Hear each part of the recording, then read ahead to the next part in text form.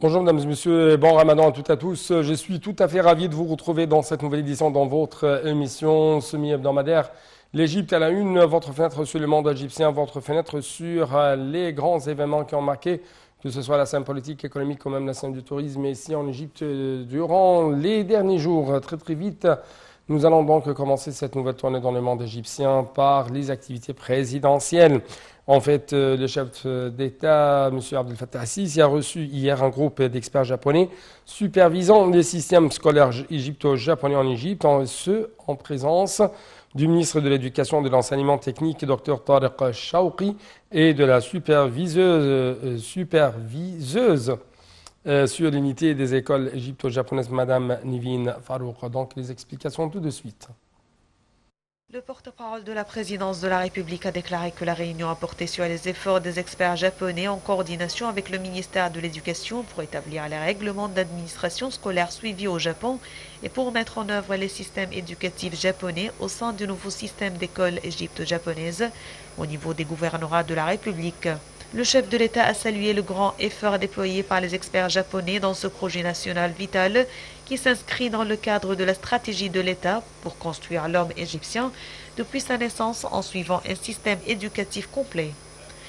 Les experts japonais ont exprimé leur honneur de rencontrer le président Abdel Fattah al-Sisi, soulignant leur volonté de travailler à la consolidation des fondations du système éducatif japonais en Égypte, y compris le processus de formation des enseignants et de développement des programmes d'enseignement en coordination avec le ministère de l'Éducation. Le président al-Sisi a discuté l'expérience des experts japonais depuis le début de leur travail en Égypte, en supervisant l'administration dans les écoles égypto-japonaises. Les experts japonais ont salué le bon niveau des enseignants égyptiens travaillant dans le système scolaire égypto-japonais, qui ont compris ces principes et les ont transmis aux enfants en un temps record. Le porte-parole a déclaré que la réunion a été témoin d'un examen de diverses activités qui sont mises en œuvre dans les écoles égypto-japonaises.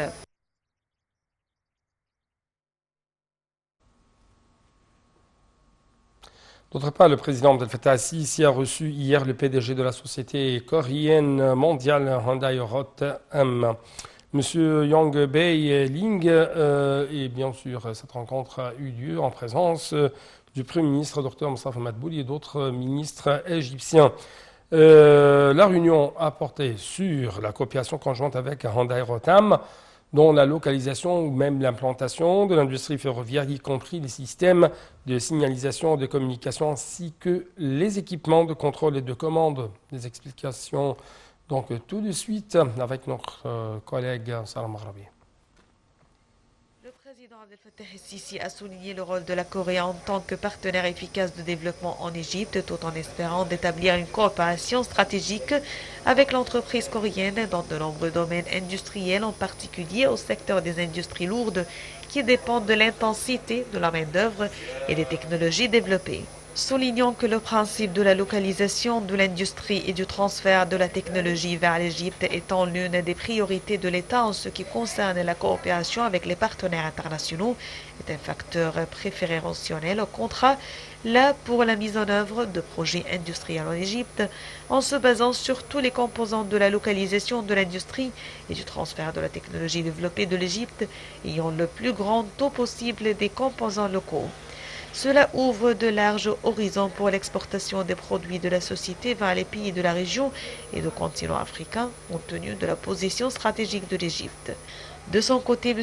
Lee a exprimé son honneur de rencontrer le président Abdel Fattah al-Sisi, passant en revue les projets que Hyundai Rotem souhaite réaliser en Égypte au cours de la prochaine phase, y compris le projet de la fabrication de voitures de métro, de systèmes de signalisation, d'équipements de contrôle et de commande, et de travaux d'ingénierie ferroviaire, en particulier à la lumière de l'intention de l'entreprise de profiter des opportunités prometteuses offertes par l'économie égyptienne à travers de nombreux projets de développement actuels ou futurs liés à l'activité et à l'expérience de l'entreprise.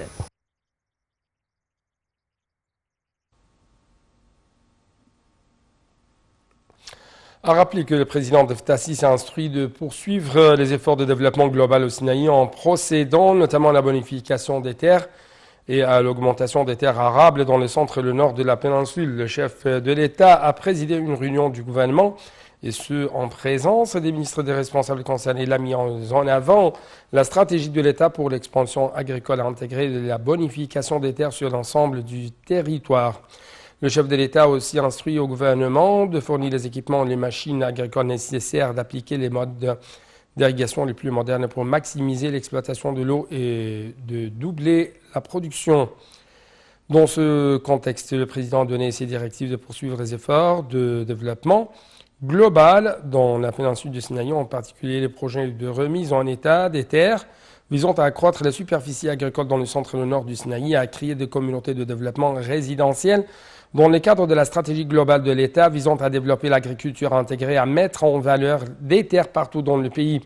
Le porte-parole de la présidence de la République a déclaré que la réunion portait sur la position exécutive du projet national de remise en état des terres agricoles dans le centre et le nord du Sinaï.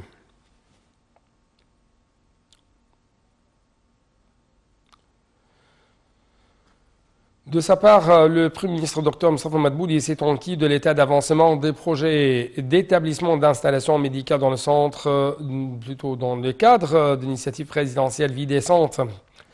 Ces projets visent à promouvoir les soins médicaux dispensés aux citoyens, de permettre aux plus défavorisés d'entre eux d'y accéder.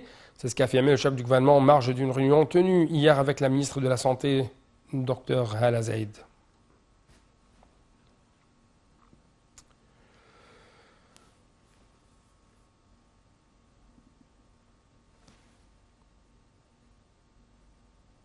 D'autre part, le Premier ministre Dr Moustapha Madbouli a jugé impératif d'accélérer les travaux de développement, d'agrandissement du périphérique autour du Grand Caire en versant sans délai des indemnisations aux propriétaires de constructions qui doivent être démolies pour établir ce projet. Le président Abdel Fattah Sisi a donné en fait des directives d'accélérer les travaux de développement du périphérique afin de servir les usagers de cette route cruciale, a-t-il dénoté, affirmant sa confiance au ministère du Transport de se conformer au calendrier établi.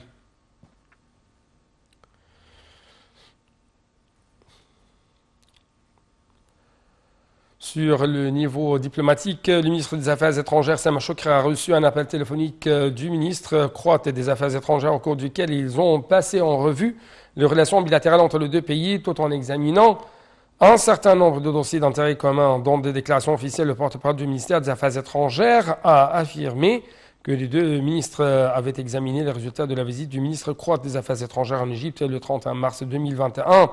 De même qu'ils ont souligné leur intention de renforcer les relations bilatérales tous azimuts, et ce, de sorte à poursuivre la coordination dans l'objectif de réaliser les intérêts et les visions de deux États.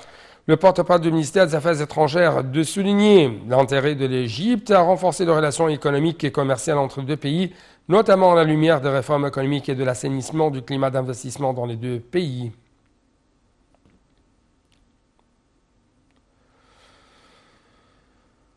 Le ministre du Transport, Kamel Ouazir, a annoncé qu'un programme à long terme de 10 ans avait été élaboré pour la formation de 150 ingénieurs pour occuper des postes de direction, notoriété et de chemin de fer dans l'avenir. Mais Ouazir a fait ses propos lors de son entrevue lundi avec 150 ingénieurs en électricité, en mécanique, en génie civil, en communication électronique, qui ont rejoint récemment l'autorité de chemin de fer après avoir passé toutes les épreuves.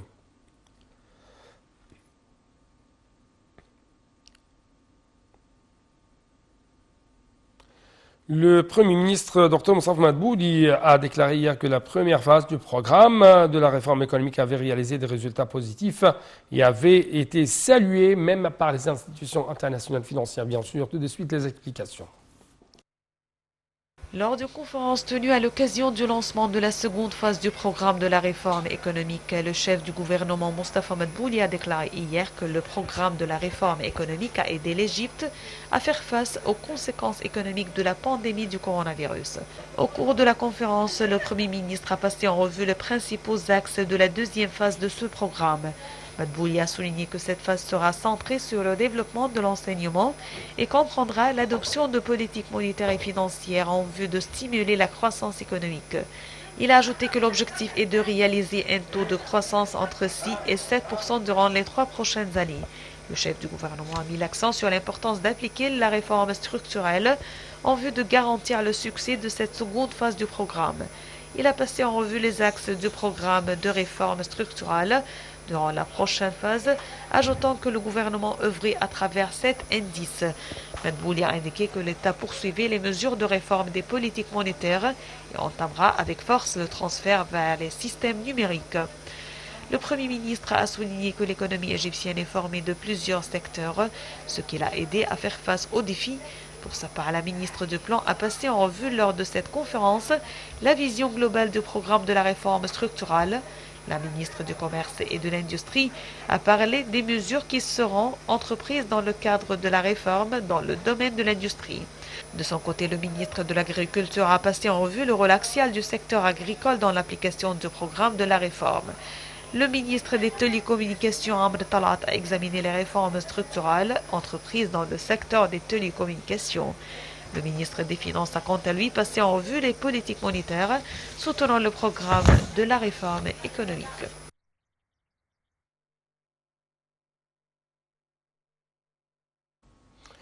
L'économie égyptienne a pu résister à la pandémie du Covid-19 grâce aux mesures rapides prises par l'État pour faire face au virus. C'est ce qu'a déclaré en fait la ministre du Plan de développement économique, Dr Hala Saïd, dimanche. Madame la ministre s'est exprimée dans un communiqué devant la séance plénière de la Chambre des députés sur le plan du développement durable de l'exercice 2021-2022. Dr Saïd a de même indiqué que les réformes mises en œuvre par le gouvernement dans le cadre du Programme national de réforme économique et sociale adopté en novembre 2016 avaient assuré la stabilité et la croissance globale.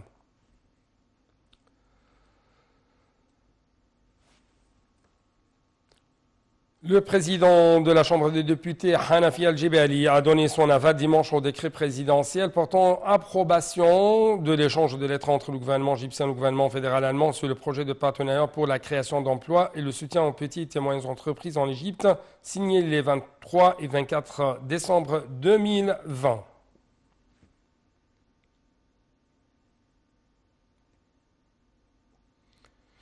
Terminons donc cette édition par le ministre du Tourisme et des Antiquités, Khaled Al-Alani, qui a affirmé dimanche, lors d'un entretien avec l'ambassadeur de Russie au Caire, que l'Égypte et ses stations touristiques étaient prêtes à accueillir des touristes russes et ceux de tous les pays du monde. Depuis le retour du tourisme en juillet dernier, les stations touristiques du sud de Sinaï, de la mer Rouge, ont connu une augmentation remarquable du nombre de touristes au cours des derniers mois, ce qui confirme la confiance des pays exportateurs de tourisme dans la destination touristique égyptienne.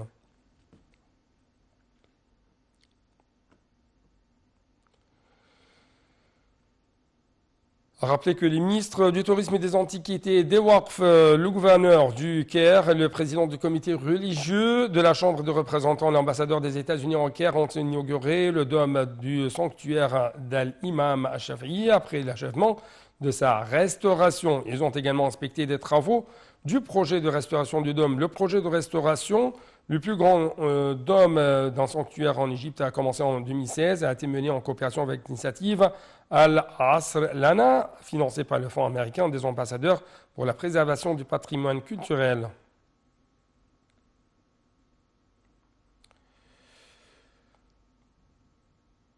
Du fait des restrictions liées à la Covid-19, le nombre de touristes arrivant en Égypte a chuté à 3,5 millions en 2020, impactant négativement le secteur avec la mise en place de la campagne de vaccination. Le gouvernement égyptien table désormais sur une reprise progressive des arrivées.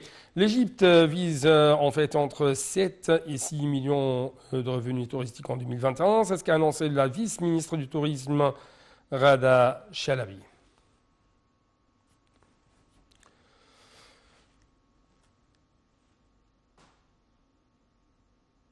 C'était tout donc pour cette édition. Merci beaucoup pour votre attention et bon suivi de notre programme sur NATV International. Bon Ramadan tout à tous. Au revoir.